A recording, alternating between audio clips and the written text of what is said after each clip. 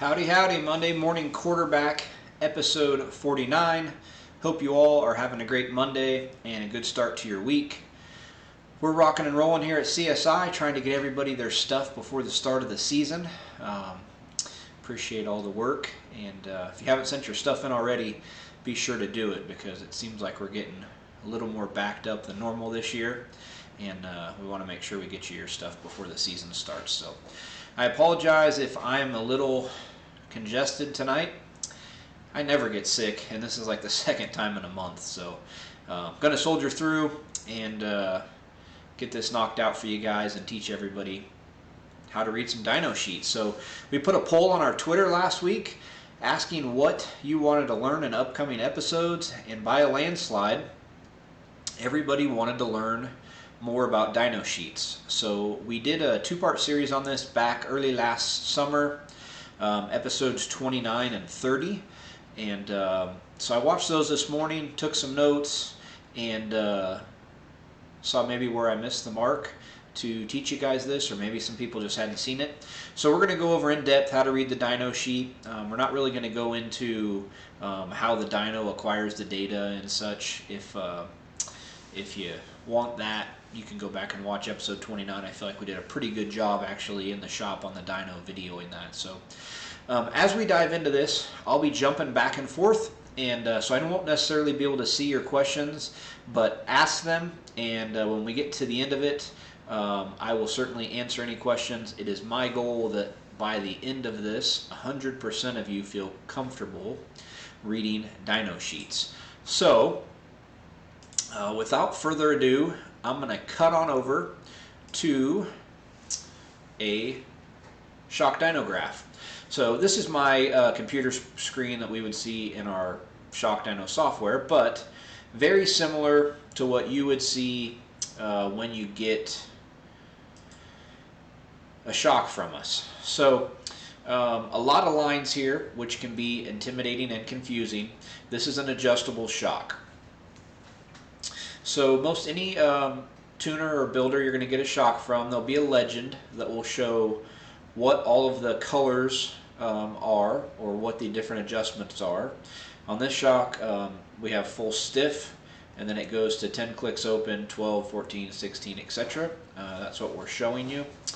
I'm going to close those for now and just show you the full stiff, so we can dive into what we're looking at here. The most important thing to remember is typically a builder is going to give you this force versus velocity graph. Every now and again you might get a graph that looks like that, force versus absolute velocity, where it's showing you both sides. Typically a builder is not going to give you that because a lot of that information doesn't pertain to you and it overcomplicates what you're looking at. Most of the time you're going to get a graph that looks like this.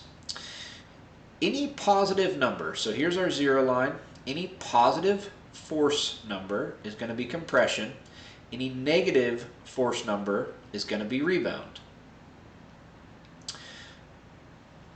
As we're looking at this, this is the force column and this is the velocity. So this is how fast the shock is moving. As the shock speeds up, the force increases. So you can see here 0 and up, again compression, 0 and down, rebound. And then we have our different velocities. So if you were wanting to look at a 1 inch per second compression number on this particular shock, it's about 20 pounds. It's just below the 25 mark. So right here, 1, this is going to be your 1 inch compression number.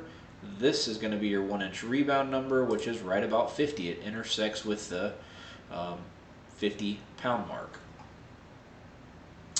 The next thing you're going to see, typically, you won't usually see this, but you will see all of these letters and numbers. And we get asked this a lot.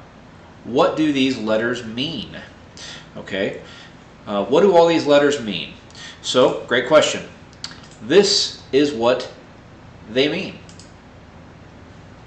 We have compression open, compression closed, compression average,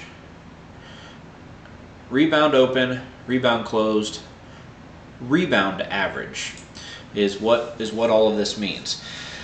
So the dyno, crank dyno, the way it collects the data is it can tell us when the compression shims are opening, when they're closing, and the same on the rebound side. Typically, we're going to tell you to look at the average number if that's provided to you, because if the shock's built right, the open and close should be pretty similar, and that's just a good, simple number to look at.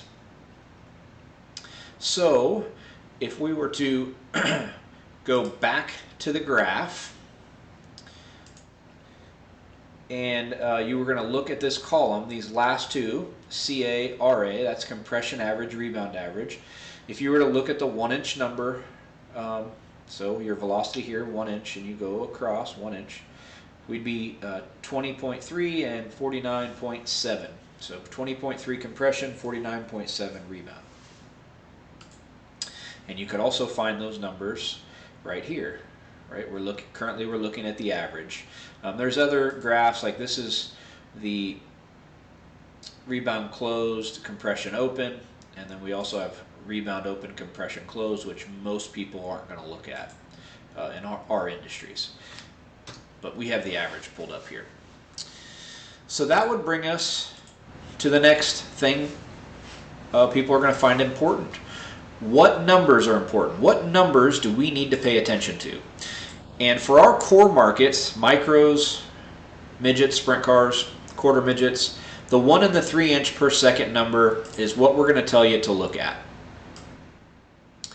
The exception to that is the left rear, okay?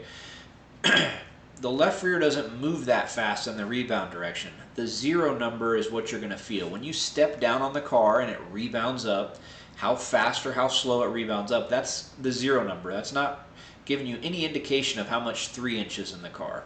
You could have 1,000 pounds of 3 inch rebound, but when you're just stepping on the car, a corner of the car and releasing it, that's no indication of your 3 inch number. It's all your 0.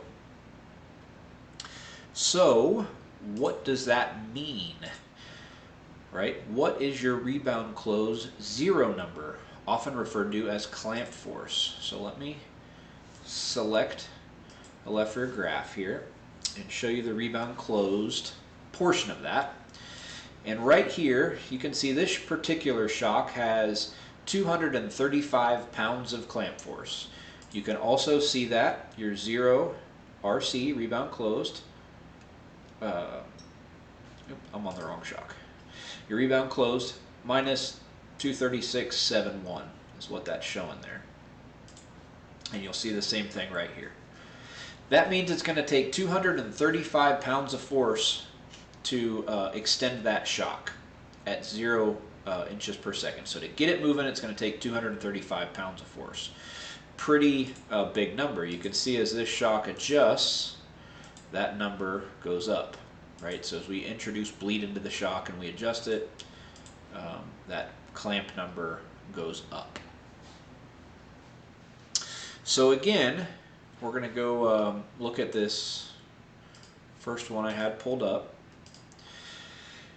And this is not a left rear. This was a left front, actually. The numbers that are important, 1 inch per second and 3 inches per second. Okay, that's what the driver's going to feel, and that's what you're going to tune with mainly. That's a lot of things you can control with shock selection and adjustment. You're not going to be able to control the high speed. That's pretty much going to be controlled by the guy who built it. You're not going to have a whole lot of high speed variation in your shock arsenal for the most part. So as I've ran through that, let me get this opened up and answer some of your questions. Hi Rick, Steve, thanks for tuning in. And it doesn't look like any questions yet. So for those of you tuned in at home, feel free to start asking questions pertaining to that. If I need to cut back to the shock graph to show that for you and go over that again, I'm more than happy to do that. We had a customer ask earlier about Pit Logic, and in our Pit Logic software, we have the 1, 3, and 6 inch numbers available, 0, 1, 3, and 6 inch numbers available in Pit Logic. So if you pay for the silver subscription and we upload your shock data for you, that's what you're going to see. So we give you even a little more information than I talked about tonight. What we're giving you is exactly what it says. So typically it's going to be compression average, but in Pit Logic we have the ability to give you any of the numbers: compression closed, compression open, and the same for rebound. So pretty neat and handy that you can just access those numbers really quickly without having to look at the graph. In Pit Logic, once you select your shock that you're using on that setup and you enter the number of clicks, it automatically populates all of that data into your setup for you. So it's pretty good stuff. Anybody that's tuned in have questions pertaining to what we've covered so far, reading your shock sheet? Again, a bunch of you asked for this, so the previous episodes we done must have left a few questions, and I want to make sure that all of you guys get it. If you happen to watch this episode down the road and you're not live for me to answer your question, shoot me a private message here on Facebook on my personal account, or shoot me an email, and more than happy to answer that for you guys. This is episode 49. Next week is episode 50, and we want to give away something. So everybody that shares episode 49 when this is over, share the video for all your friends to see. Everybody that shares it, we will do a drawing next week and give somebody $500 off a set of shocks. So did that once before. We don't do that very often, but we'll give somebody $500 off a set of shocks if you share this next week. And had a couple people ask, but nobody signed up yet. We still have one spot left on the quarter midget seminar, so we capped it at 20 because we want to give everybody good one-on-one attention, and that's happening this Saturday at our shop. So if you're in the Midwest and new to quarter midgets, I promise you'll get your money's worth. One spot left, and I've spent a lot of time the last 2 weeks putting all the curriculum together for that, and pretty happy with how it's all turned out.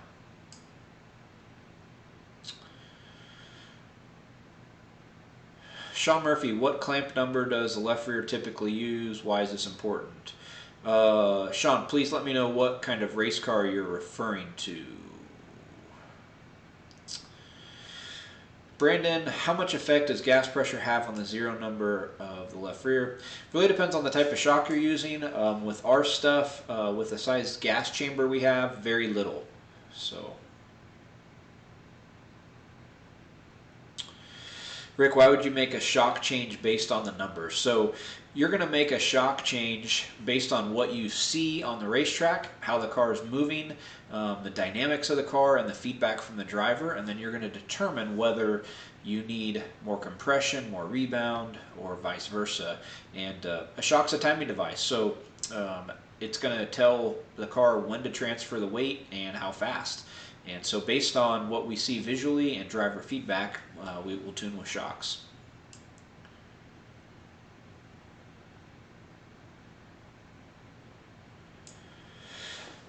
Kevin, yeah, we try to do a good job. I appreciate that. We try to do a good job with our tuning guides to make it really easy to read.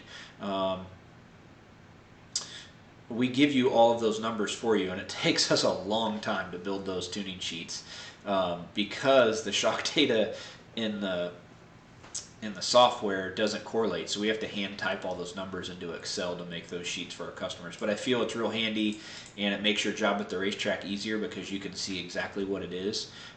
So other than knowing how to read your dyno sheet, if you happen to get another shock, say you bought a single shock from us and it wasn't on that tuning guide, now you're going to know how to find those numbers that we entered on the tuning guide for you. Sean Murphy, on a midget. Typically on a midget, you know, we're going to be around 350 or so at 3 inch, which is going to be right around 200 at 1, and so your clamp's going to be 180s, right in that area typically at full stiff. And it's very important setup wise because that's going to determine how the car transfers to up off the left rear. So if you have a lot of clamp in the car, it's going to hold the left rear down, which can make the right rear slide. It's going to hold a lot of tilt in the car if you have a lot of clamp or too much clamp. And then if you don't have enough on corner entry, it's going to unload to the right front very fast, which is an uneasy feeling for the driver.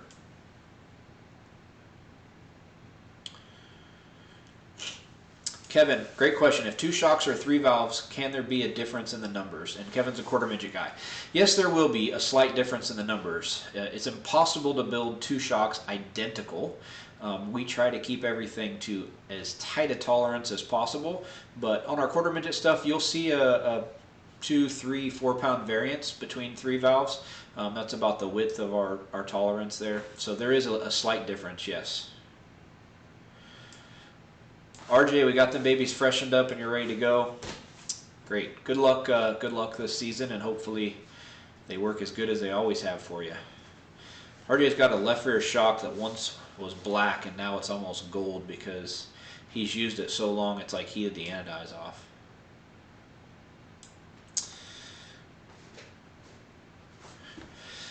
Troy, that's a bit of a tricky question. So the more rebound you add on a rough racetrack, the worse the car will handle for the most part because it's going to hold the tire out of the track.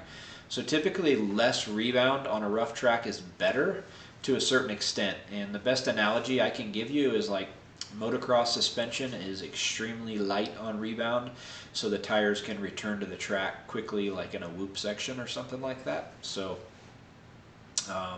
typically less rebound is better, but that's kind of a generic statement. It really depends on the exact case. Anybody else that's tuned in have questions? We certainly appreciate all the participation. And next week, episode 50, kind of the second most requested was behind the scenes at CSI. So we'll put together a little video this week showing you the design process, how things are built, and kind of how your product flows through our shop, and all the eyes and hands and everything that gets put on it before it goes out the door. So Ryan Riley, you still need my jacket. We're going to get some, we've had a few requests for embroidered jackets from customers, so I'll let you know as soon as we get them. Thanks for tuning in. Anybody else have any questions? If not, I'm going to go drown a bottle of NyQuil and try to get to sleep.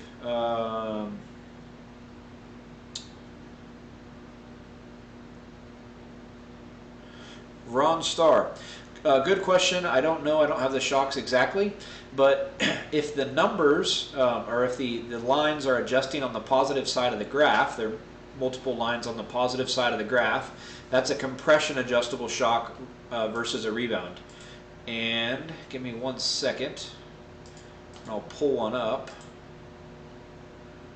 and show you what I'm talking about.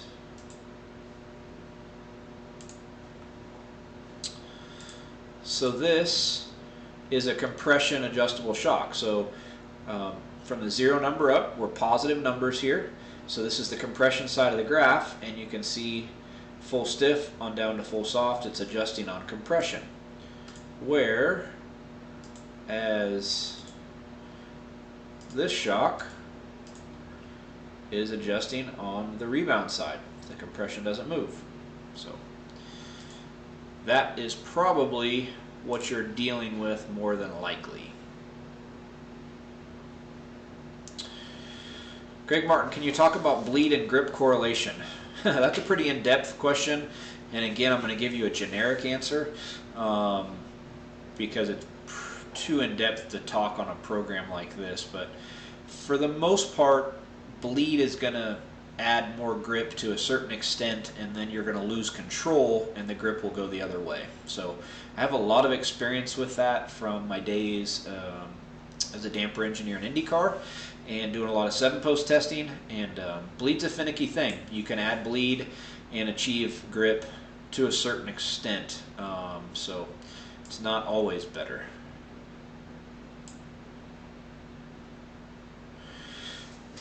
Randall, I don't think you need more grip on your go-kart. You just need to quit running into people is what word on the street is. I'm sure if that track at Coda was as rough as the go-kart track they run on at Brickyard, they need shocks. I felt bad for those guys. They were getting beat to death out there. We are, so we have the shock seminar this week. Next week we're headed to the Shamrock to see our micro customers and midget customers. And then the following week we'll be at Port City for the 3-day Now 600 race. And then the next week we are at Circuit of America for round 2 of the National Quarter Midget Series. If we get out of there in time, I'm going to try to hit the Power I race in Oklahoma on our way home, but not sure what time we'll get done with A-Mains on Sunday. See, John, RJ even knows you're a dirty driver. All right, we appreciate everybody tuning in. Again, share this video. We'll put all the names in the hat. Next week, we'll pull somebody and give someone $500 off a set of shocks. Thank you guys for all your support. We certainly appreciate it. If I didn't get your question answered, shoot me a message and I will gladly do it. Hope you all have a fantastic week and catch up with you soon.